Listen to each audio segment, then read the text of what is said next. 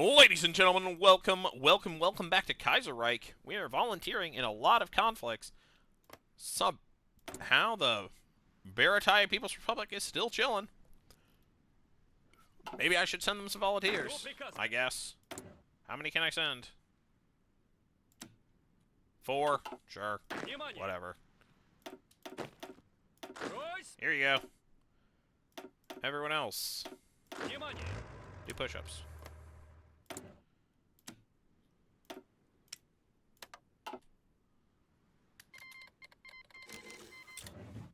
Anyways, we have created a pocket. If we can take Shrevport. Shrevport? Is that it? Shreveport? Whatever. If we can take this single supply hub, they won't have any supply.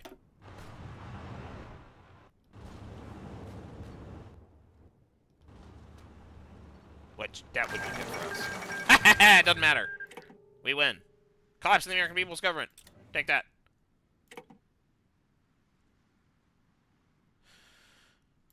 Oh, this improves our stability by 10. That is probably going to be the thing that gets us allegiance to the Romantics. Romanticists? Romanticists. Okay. Sheesh McGeesh. Alright. Red Star over the Church. The Orthodox Church remains actively and strongly hostile to the SRs and their allies, and the feelings are mutual among socialists.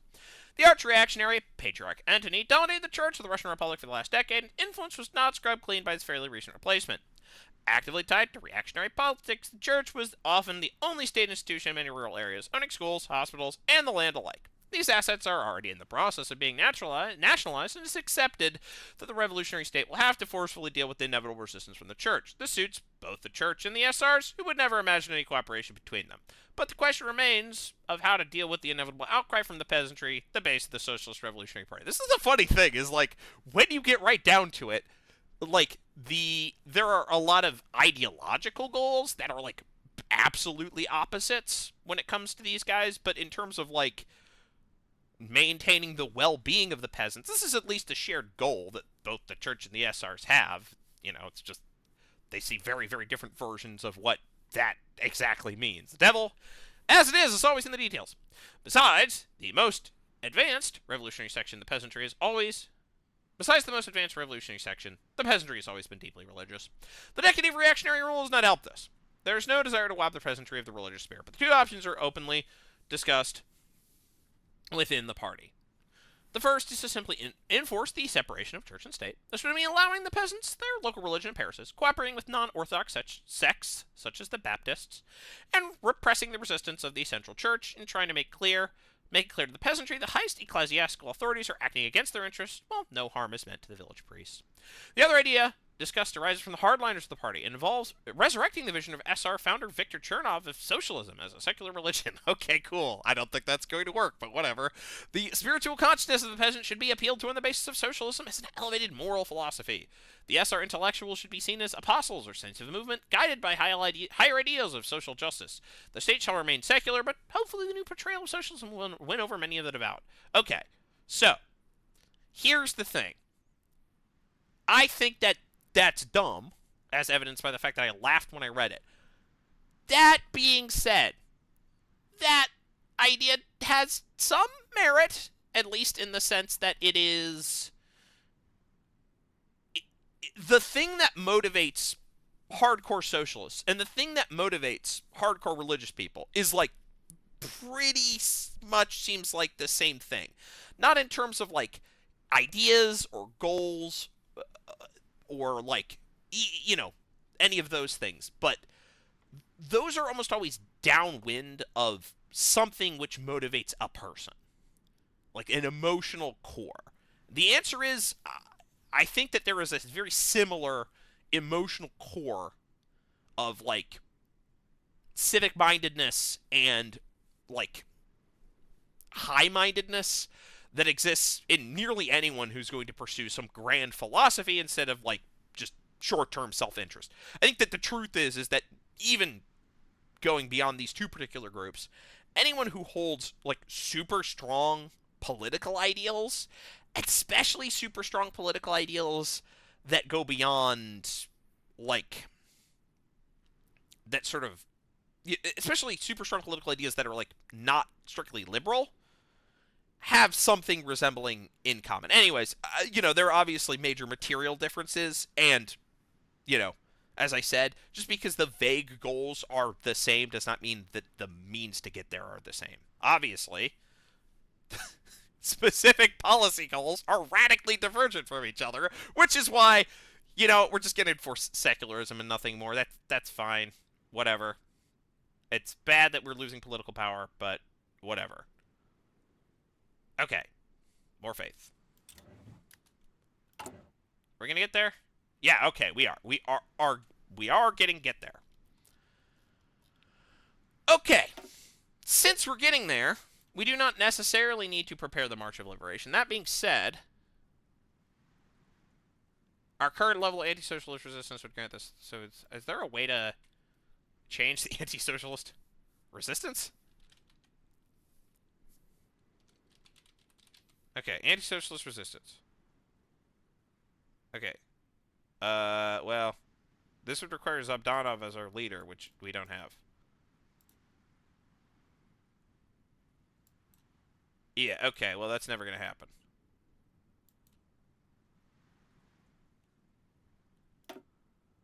Well, okay, well, we need to beat the Germans first. Okay, that's not going to happen. Well, what the heckaroonie? That's lame. Alright, well. Oh, Gost. Oh my Gost. Okay, so whatever. We're going to prepare the March of Liberation. Might as well. And we are going to get under the gun. Not that it matters. But, there's much to be done. There's much to be done! Until Russia is ready for the Great War of our time. 1, to slay the Kaiserreich Hydra once for all. Fortifications, military industry, all of it is needed in our upcoming attempt to save Eastern Europe from despotic Teutonic rule. All of it. All of it.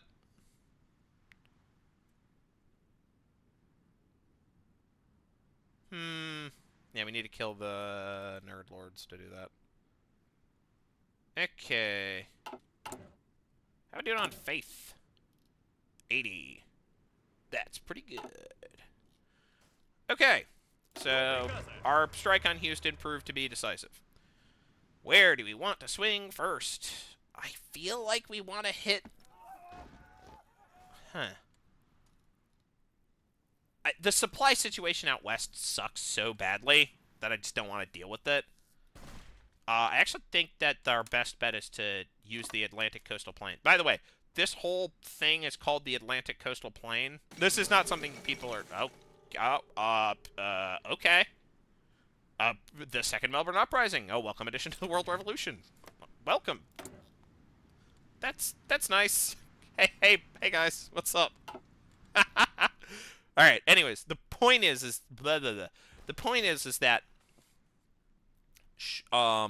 this whole area is called the Atlantic Coastal Plain. The fact that this is like really good farmland is really important to American history and like to a lesser extent world history, but mostly American history. Okay, what is going on here? What? What? Okay. Sure. You wanna do that? That's never gonna lead. No, it's not. I'm not confident.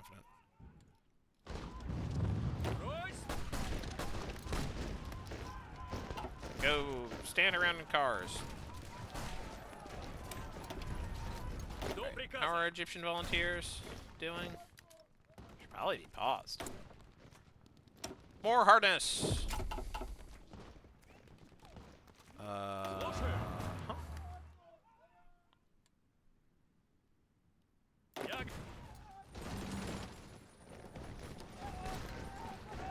We'll just chill.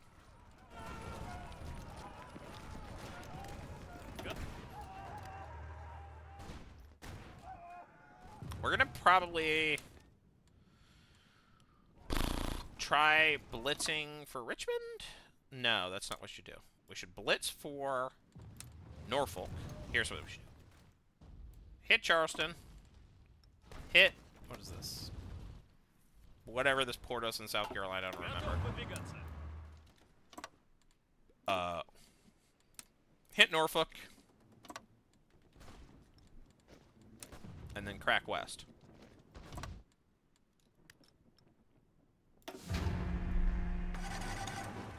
Begin our planning. We actually don't need to be here. We want to concentrate our force as much as we possibly can. We almost have... Should probably get the thing for armor. What do we want? Streamlined deployment? I mean, just better breakthrough and soft attack is just good.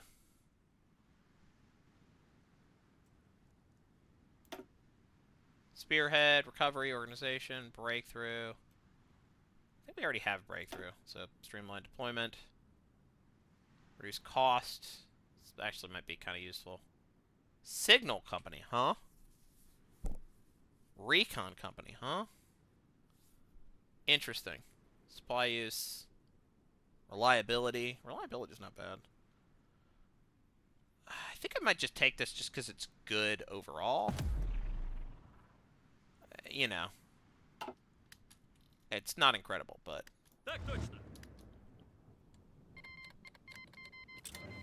Hey, our Barataya volunteers are here.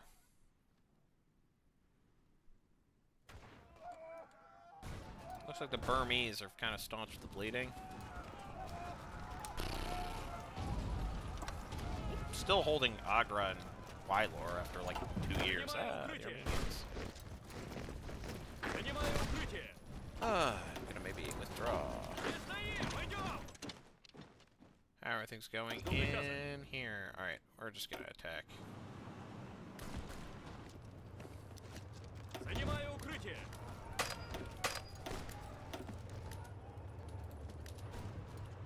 Let's try breaking through here. Hey, it worked.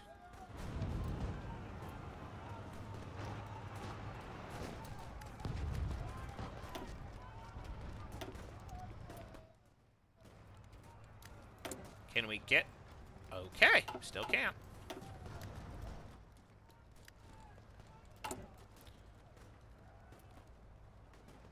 Oh, it just succeeded the mission, so, like, it just disappears.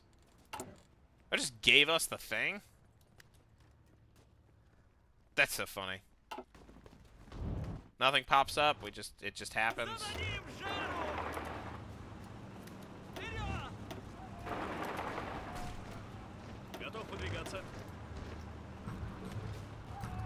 Modify Officer Corps.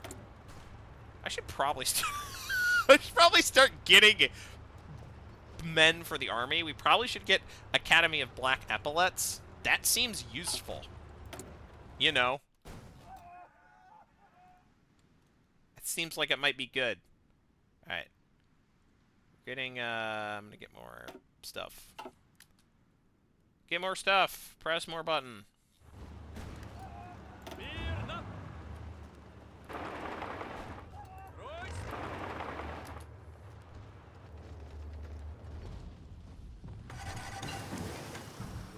Okay, better guns. Not that we have enough. Oh, they're actually getting kind of close. We're getting a bit. We're bitting a bit close, ain't we? All right. Better fast tank. Too far away. Survivability studies, probably good.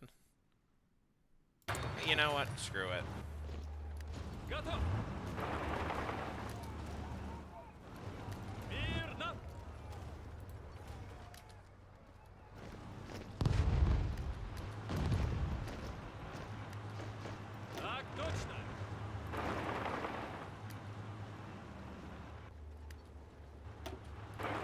Probably should attack at Charlotte, just to keep them off our back.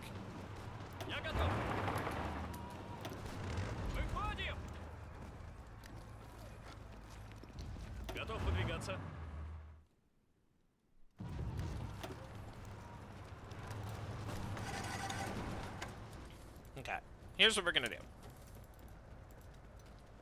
Here's what we're gonna do. I do love these, like, armored encirclements. They're very fun. You go here. You go here. You go here. You go here. So you try to get to Richmond. You guys get to Raleigh. So you go here. Republic, what the? Natal just, like, straight up fully won. That's wild. That's really funny. Okay, well, that's probably bad for us, but whatever.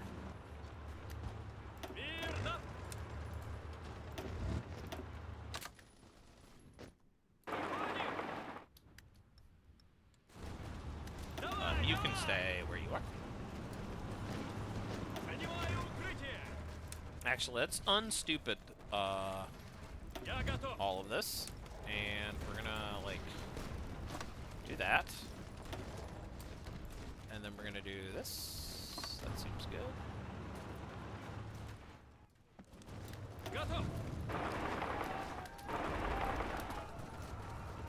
I grab that territory real quick. Just gonna go here real quick. Go here.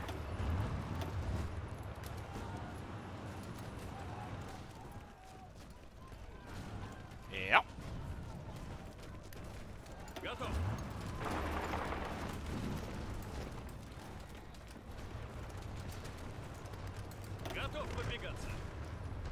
Let's try going there.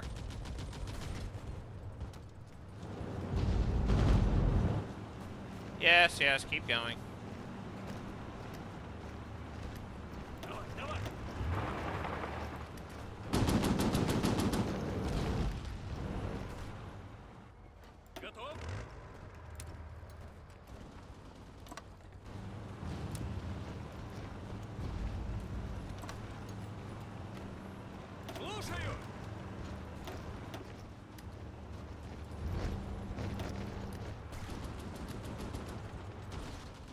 All right.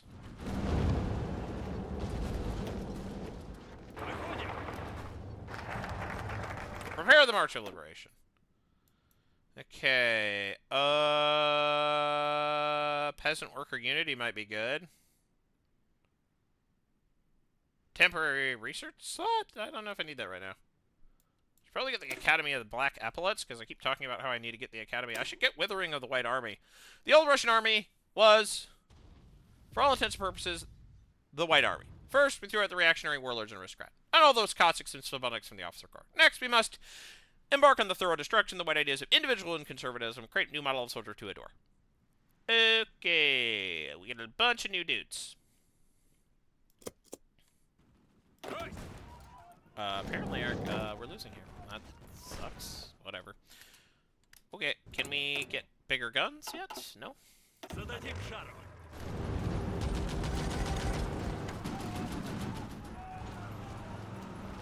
we win? Can we win yet? Oh my god, are you kidding me? What the? History of the Protocols of the Elders of Zion. The now infamous anti-Semitic fabrication for service in Russia in 1903. It's, it soon became widely circulated as justification for pogroms. The Protocols claim a global Jewish conspiracy, infiltration by the Jews into Christian societies. They're conspiring with the Freemasons and plan to take control of the world economy. This conspiracy was quickly used to explain all the woes of the Russian Empire. The Russo-Japanese War. I'm sorry, just knowing about the history of the Russo-Japanese War is really, it's like, yeah, that was it. The revolutions of 1905, 1917, 1918, chiefly spread by the Black Hundredist organizations. The text raised controversy already in 1903. Yeah, the still king of the Elders of Zion were like, Tsar Nicholas, you should be in charge. The plan worked perfectly. Anyways. The text raised controversy already in 1903, and critics of its authenticity pointed to its vagueness and lack of sources given in the protocols. Eventually, Pyotr Stolypin's government banned circulation of the text of the fabrication, citing a good cause cannot be defended by false means. Oh. Yeah. This did little, and the protocols were spread during the Civil War as part of the white movement's propaganda against the Bolsheviks, and eventually spread to other parts of Europe too. By the 1930s, it would generally accept the protocols are fabricated texts, but they're still used by anti-Semites, arguing that the historical facts of the protocols may be unproven. That makes the main argument false, and in fact, the October coup even proved the conspiracy. It seems lies are terribly difficult to eradicate. Blame freedom of the press unconscious. What the hell? The government must act. What the hell, indeed. Anyways. Silly beans.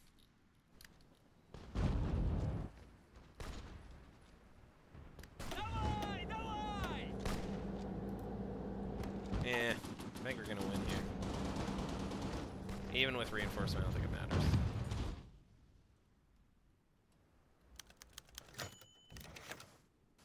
Oh my god.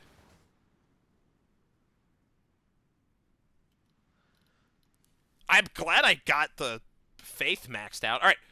The Sebzitsky mass grave. Woodcutters from the Upper Chitsky commune came across a disturbing find in the Sebzhetsky forest near the border of Belarus. It was a mass grave.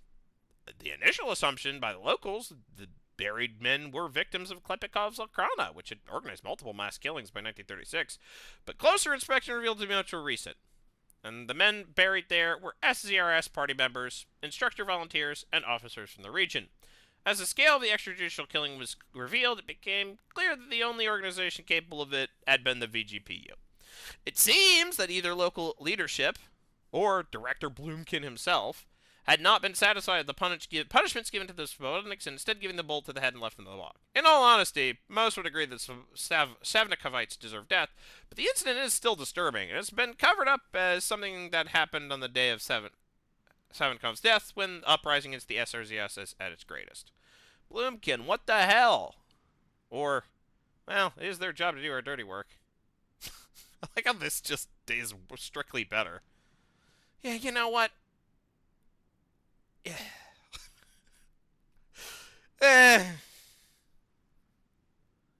It is their job to do our dirty work. That is unfortunate, but like, listen. I'm not that mad.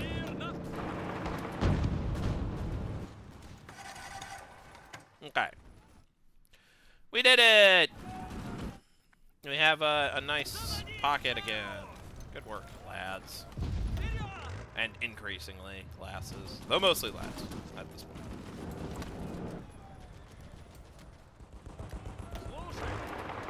We should probably take Richmond. That would probably be good to do.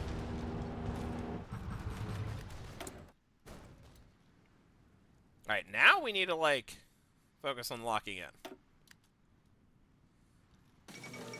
The fall of Kunming, the mountains of Yunnan have a new master. Oh boy. Qing government took 3 states. Yunnan took 1 state. Nationalist military government was annexed.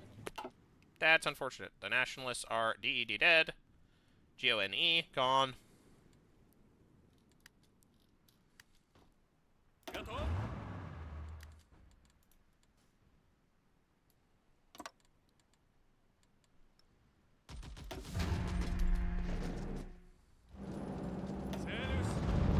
Zealous. Mastery reward unlocked. Okay. Better scouts. Better recon. Or better reinforcement. Better recon. Better support artillery. Okie dokie.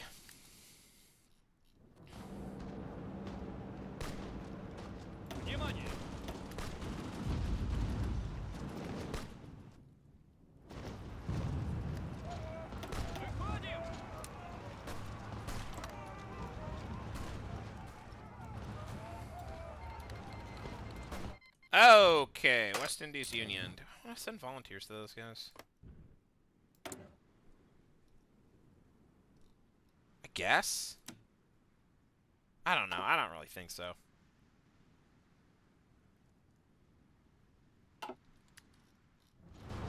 I kind of don't want to see my guys get, like, crushed.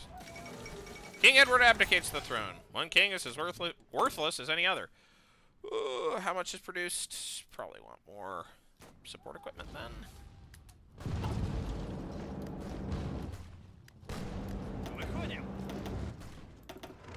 Hold up.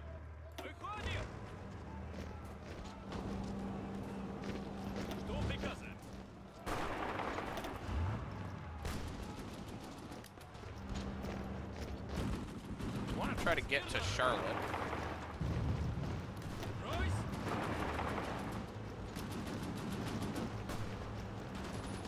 Want to overrun these guys as much as we can. Hey! Flexible division structures. Unit design cost. Infantry combat width is decreased. The decreased combat width is nice.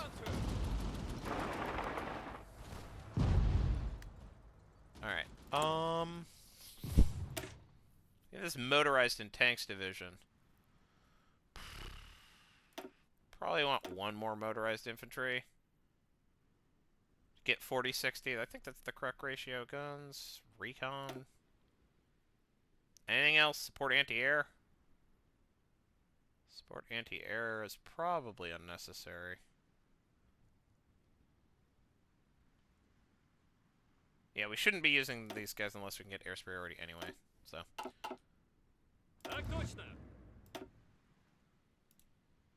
Yeah, we don't have nearly enough tanks to transition yet.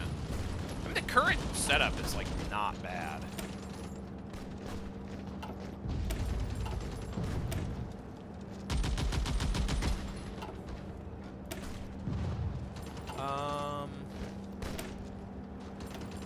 We'll call this mech transitional. And this is like incredibly wasteful, but shrug.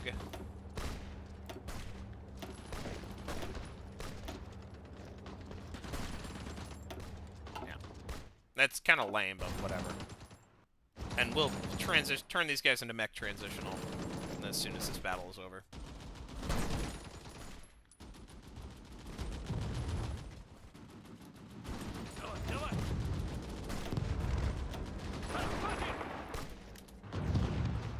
There you go. Mutants! We want oil fields, right? Yeah. We probably also want civilian factories and coal. That seems useful.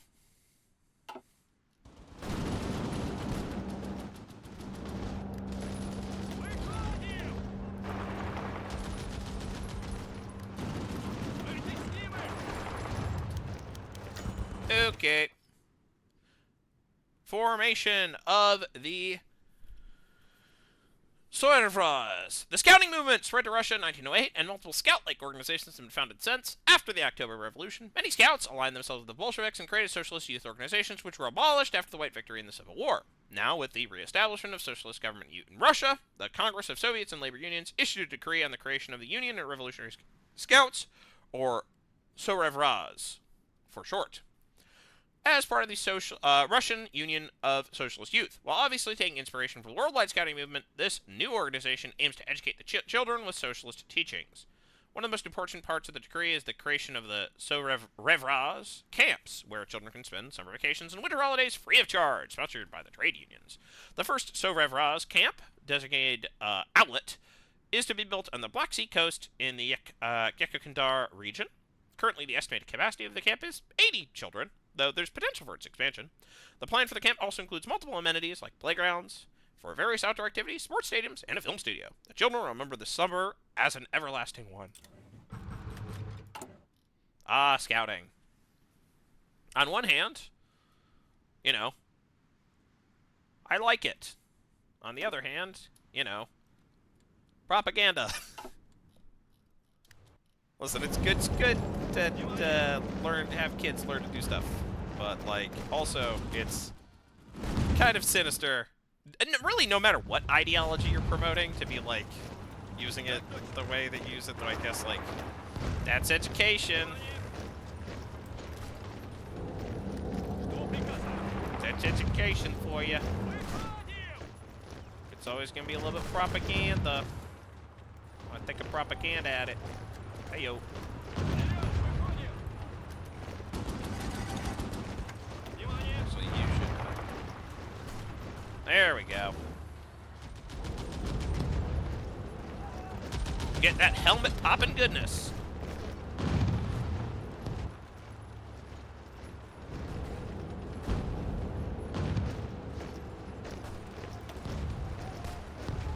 Guys are fighting there. Yeah, look at that combat width. All of our forces are committed.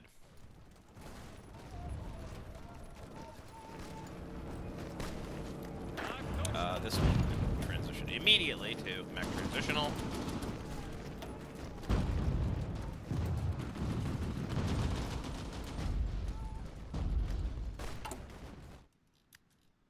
We're going to try to get the Grozny oil fields. Withering of the White Army. Academy of the Black Epaulets. Epaulets. Epaulets.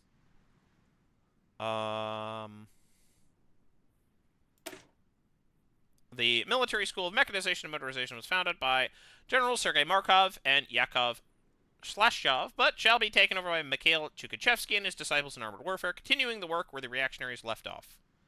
Eventually, we'll construct the Grand Western Line, though. I don't know how useful that is. Probably useful, right?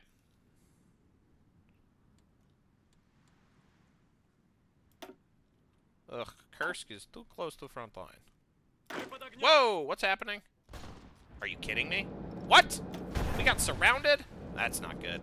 That's really bad. Oh no! I didn't notice. This is what happens when I don't pay attention to things. Uh-oh. We're gonna have to leave things off on a... I didn't even give these guys a commander. We're gonna have to leave things off on a cliffhanger. Will those guys survive? Signs point to no, but you never know. See you in the next episode. Bye-bye.